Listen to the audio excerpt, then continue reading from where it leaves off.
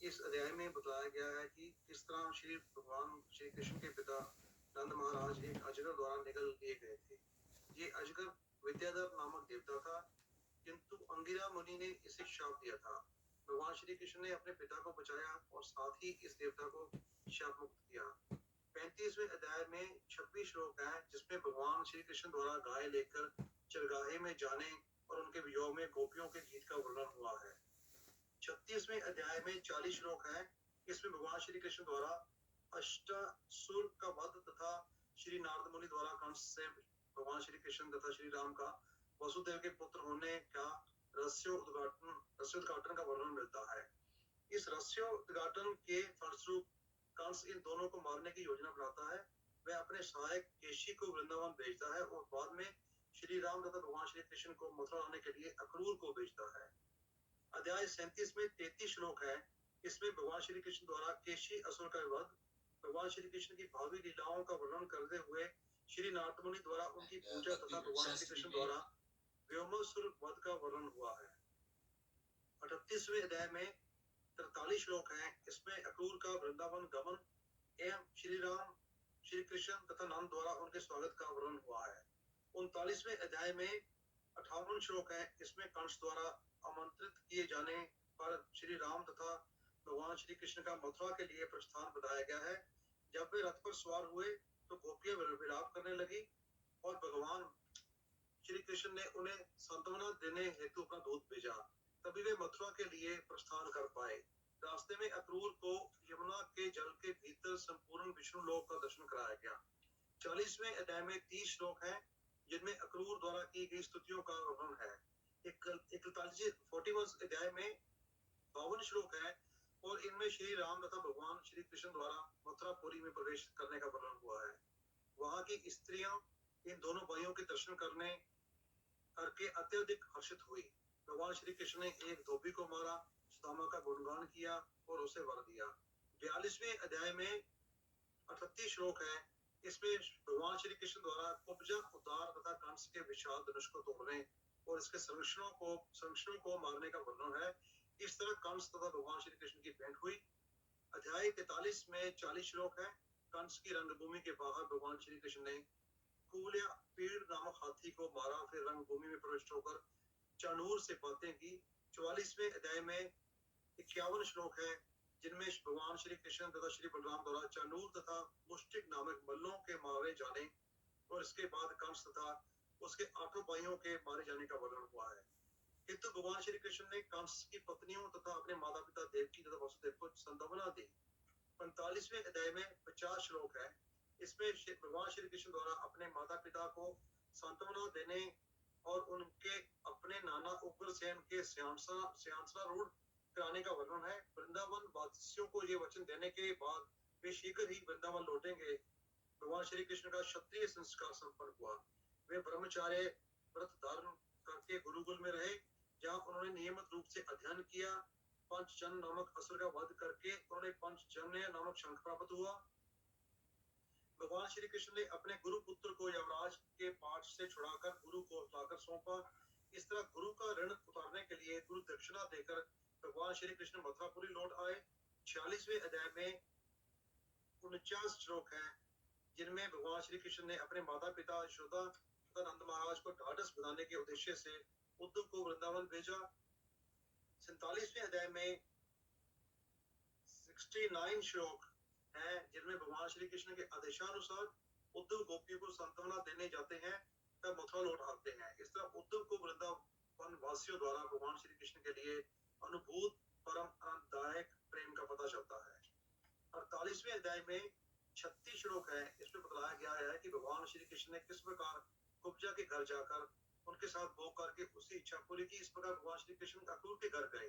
अक्रूर की प्रार्थनाओं से प्रसन्न होकर भगवान श्री कृष्ण ने उनकी अत्यंत प्रशंसा की और पांडवों का समाचार लाने के लिए उन्हें हस्तिनापुर भेज दिया। 49वें अध्याय में 31 श्लोक है, इनमें बताया गया है कि अक्रूर भगवान श्री कृष्ण का आदेश पाकर हस्तिनापुर गए, जहाँ उनकी विदुर तथा कुंती से भेंट हुई और उनसे पांडवों के साथ धृतराष्ट्र द्वारा किए गए दुर्व्यवहार के बारे में सुना। भगवान श्री कृष्ण के प्रति पांडवों की श्रद्धा से परिचित होने पर उन्होंने धृतराष्ट्र को उच्च सलाह दी। और फिर धृतराष्ट्र को मन को समझाकर मथुरा लौट आए। यहाँ उन्होंने हस्तिनापुर की स्थिति का सारा समाचार कह सुनाया।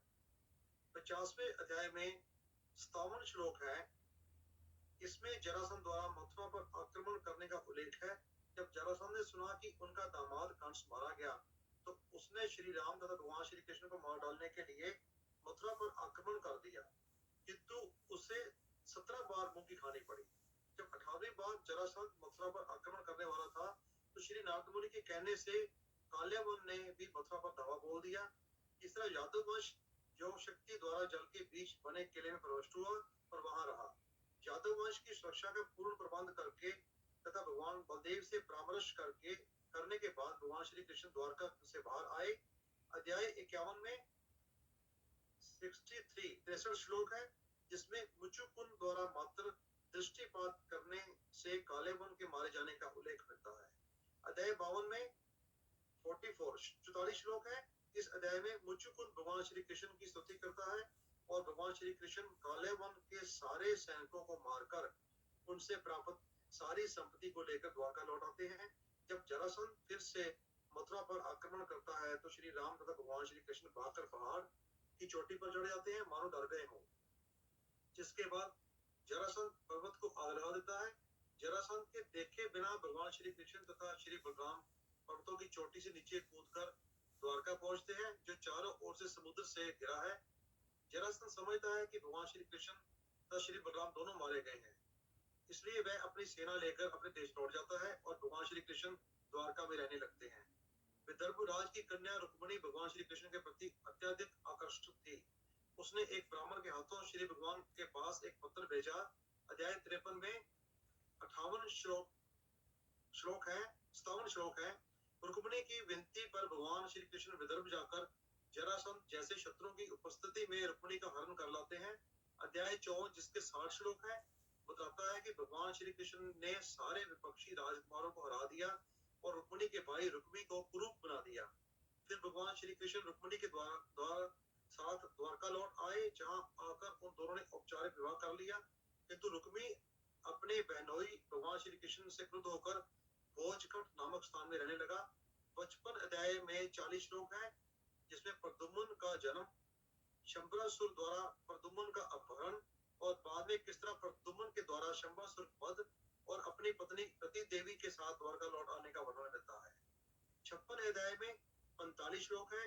इसमें बतलाया गया है कि किस तरह सूर्यदेव की कृपा से राजा सत्रजित को संयम मणि की प्राप्त हुई। बाद में जब इस मणि की चोरी हो गई तो सत्रजित को भगवान श्री कृष्ण पर व्यर्थ ही संदेह हुआ, किंतु भगवान श्री कृष्ण ने अपने आप को निर्दोष करने के लिए उस मणि को पुनः प्राप्त किया और साथ में जाम्बवन की पुत्री को भी। बाद में भगवान श्री कृष्ण ने सत्रजित की पुत्री से विवाह कर लिया और प्रचुर दहेज प्राप्त किया। 97वें अध्याय में जिसके 42 श्लोक है, बताया गया है कि पांडवों के लाक्षागृह में अग्निकांड की घटना सुनने के बाद श्री बलराम तथा भगवान श्री कृष्ण दोनों हस्तिनापुर गए। जब अक्रूर तथा कृतवर्मा के बहकावे में आकर शतधनुआ द्वारा सत्रजित मारा गया तो श्री बलराम और भगवान श्री कृष्ण द्वारका लौट आए। संयमतक मणि को अक्रूर के पास छोड़कर शतधनुआ जंगल की ओर भाग गया। इस तरह शतधनुआ का वध करके भी भगवान श्री कृष्ण संयमतक मणि नहीं पा सके।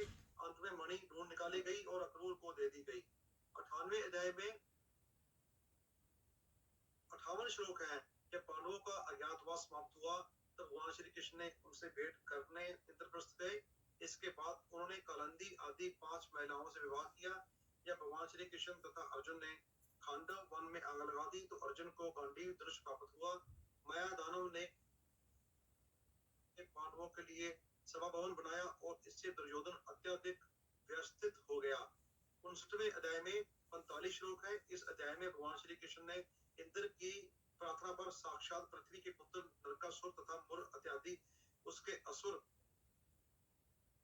संगियों का वध किया। साक्षात पृथ्वी ने भगवान श्री कृष्ण की प्रार्थना की और नरकासुर द्वारा चुराई गई सारी वस्तुएं लाकर भगवान श्री कृष्ण को लौटा दी। तब भगवान श्री कृष्ण ने नरकासुर के पुत्र को अभयदान दिया और नरकासुर द्वारा बंदी बनाई गई 16,000 राजकुमारियों ने उसके साथ विवाह किया। इस अध्याय में भगवान श्री कृष्ण स्वर्ग से पारिजात पौधा लाते हैं और इंद्र आदि की मूर्खता का भी इसी में उल्लेख मिलता है। 60वें अध्याय में 59 श्लोक है। इसमें भगवान श्री कृष्ण और परिहास से रुक्मिणी को क्रुद्ध करते हैं। दोनों के बीच प्रेम कलह होता है और भगवान श्री कृष्ण रुक्मिणी को मनाते हैं। 61वें अध्याय में 40 श्लोक है। इसमें भगवान श्री कृष्ण के पुत्रों तथा पौत्रों का वर्णन हुआ है।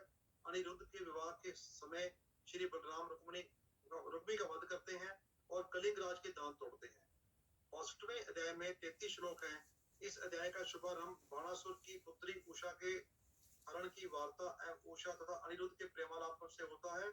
इसमें अनिरुद्ध तथा बाणासुर के बीच युद्ध का तथा बाणासुर द्वारा अनिरुद्ध को नागपाश में बांधे जाने का वर्णन हुआ है। 63वें अध्याय में 53 श्लोक है। इसमें बाणासुर तथा यादवों के बीच छिड़ने वाले संग्राम में शिवजी की पराजय का वर्णन हुआ है। जब रुद्र जवर वैष्णव जवर से हार गया तो उसने भगवान श्री कृष्ण की स्तुति की। भगवान श्री कृष्ण ने बाणासुर की 1000 भुजाओं में से केवल 4 भुजाएं छोड़कर शेष सभी को काटकर उस पर कृपा की। तत्पश्चात वे उषा तथा अनिरुद्ध को साथ लेकर द्वारका लौट आए। 64वें अध्याय में 44 श्लोक है। इसमें भगवान श्री कृष्ण इक्ष्वाकु पुत्र राजा नृग का श्राप से उद्धार करते हैं और सभी राजाओं को उपदेश देते हैं कि ब्राह्मण की संपत्ति का हरण करना एक दोष है। राजा नृग के उद्धार के प्रसंग में उन यादवों के लिए भी उपदेश है जो संपत्ति भोग ऐश्वर्य विलास इत्यादि के कारण गर्वित हो उठे थे। अध्याय 65 में 34 श्लोक है। जैसा कि इस अध्याय में बताया गया है, भगवान श्री बलदेव ने अपने मित्रों तथा संबंधियों से भेंट करने गोकुल जाते हैं। चैत और बैसाख के महीनों में यमुना के तटवर्ती कुंजों में अपनी गोपियों के साथ वह रासोत्सव तथा यमुना कर्षण लीलाएं संपन्न करते हैं। 66वें अध्याय में 43 श्लोक है। इसमें भगवान श्री कृष्ण काशी जाते हैं और वहां पौंड्रिक तथा उसके मित्र काशी नरेश सुदक्षिण तथा अन्यों का वध करते हैं।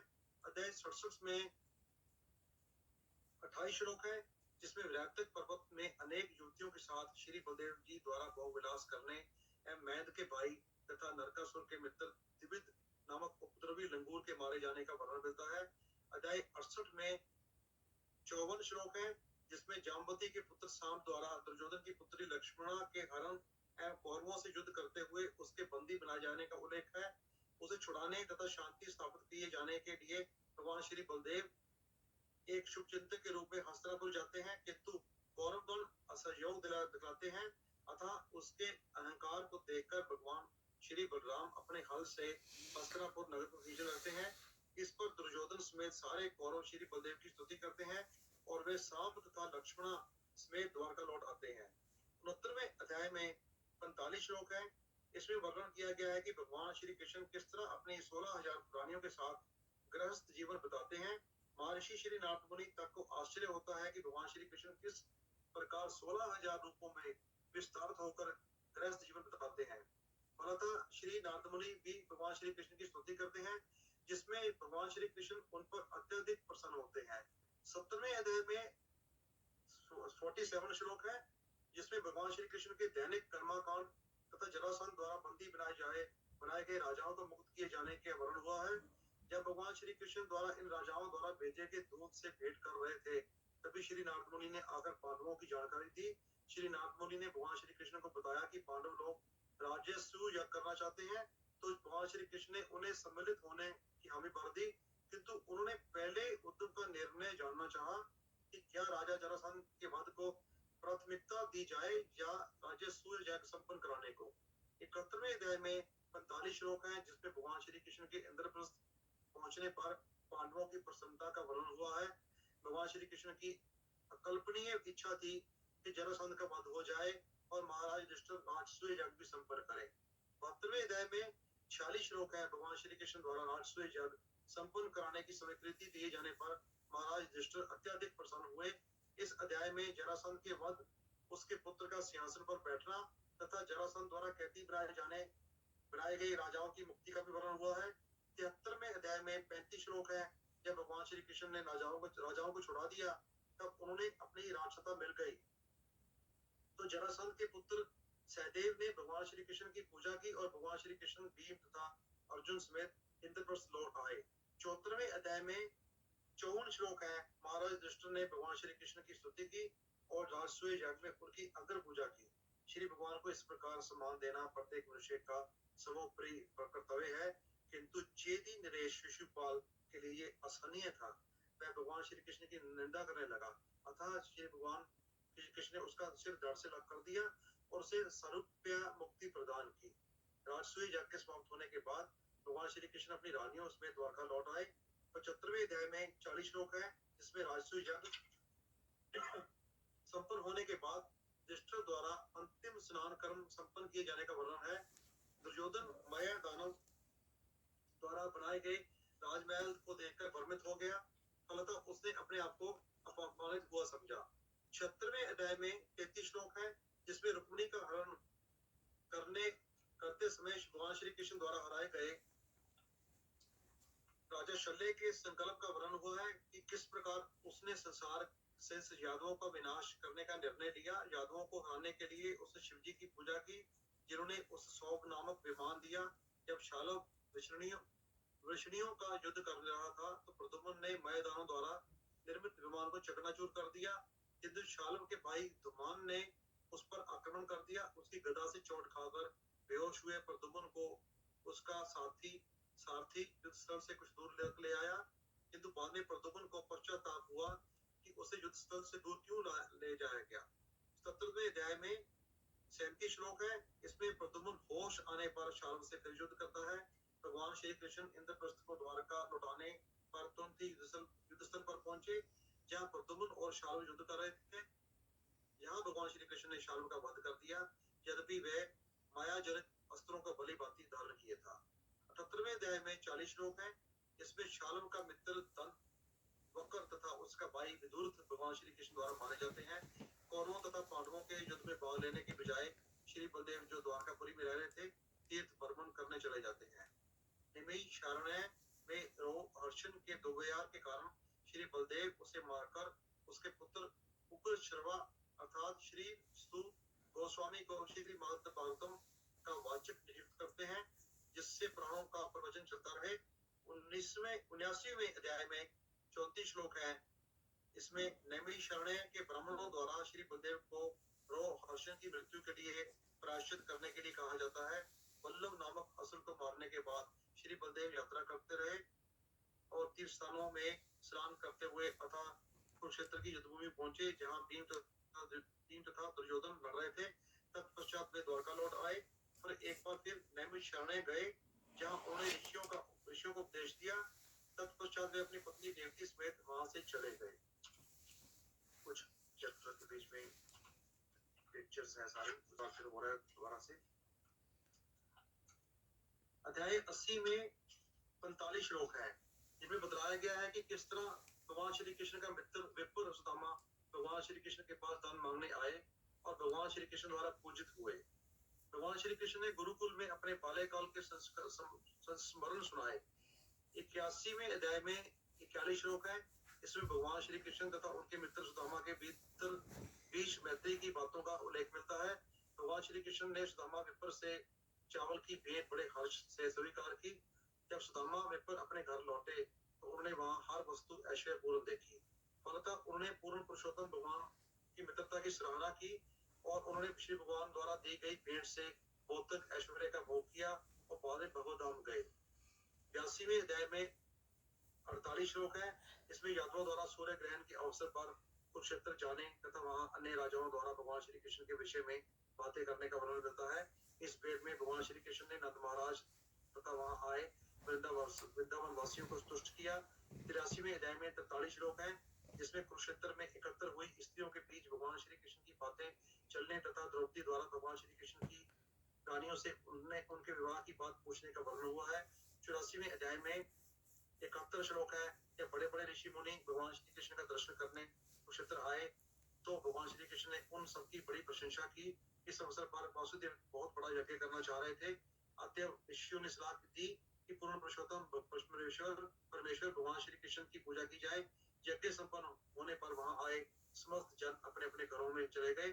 तो 84वें अध्याय में 59 श्लोक है, भगवान श्री कृष्ण ने अपनी माता पिता के अनुरोध पर अपनी कृपा से उन मृत पुत्रों को लौटा दिया और उन सबका उद्धार हो गया।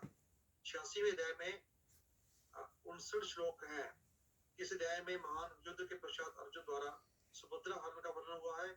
इसमें यह भी बतलाया गया है कि किस प्रकार भगवान श्री कृष्ण ने अपने भक्त काश्यप पर कृपा करने मिथिला गए और श्रुतदेव के मकान पर ठहरे और उनकी अध्यात्मक प्रगति के विषय में उपदेश दिया। 87वें अध्याय में 50 श्लोक हैं जिनमें वेदों द्वारा नारायण की स्तुति का वर्णन है। 88वें अध्याय में 40 श्लोक हैं जिनमें ये बतलाया गया है कि किस प्रकार श्री विष्णु की पूजा करके वैष्णव जन दिव्य बनते हैं और भगवत धाम वापस जाते हैं। देवताओं की पूजा से भौतिक शक्ति भले ही मिलती हो, किंतु इस अध्याय में बताया गया है कि किस तरह इस भौतिक जगत में सामान्य जीव पर भगवान श्री कृष्ण की कृपा हो सकती है। इस तरह ब्रह्मा तथा शिव के ऊपर भगवान श्री विष्णु की श्रेष्ठता स्थापित होती है। 89वें अध्याय में 65 श्लोक है जिनमें ये उद्घाटित हुआ है कि भौतिक अर्चा विग्रहों में कौन सर्वश्रेष्ठ है। यद्यपि विष्णु त्रिदेवों ब्रह्मा विष्णु तथा महेश्वर में से एक है, किंतु वे दिव्य तथा सर्वोच्च है। इसी अध्याय में इसका भी वर्णन मिलता है कि भगवान श्री कृष्ण तथा अर्जुन द्वारका के किसी ब्राह्मण पुत्र का उद्धार करने महाकालपुर गए और किस तरह अर्जुन अचंभित हुए। 90वें अध्याय में 50 श्लोक है। इसमें श्री भगवान कृष्ण की लीलाओं का सारांश दिया गया है और मधुरेण समाप्यत का तर्क प्रस्तुत किया गया और इससे सिद्ध होता है कि हर बात दिव्य आनंद में अच्छी तरह समाप्त होती है। ये सारा सारांश था। इससे पहले 10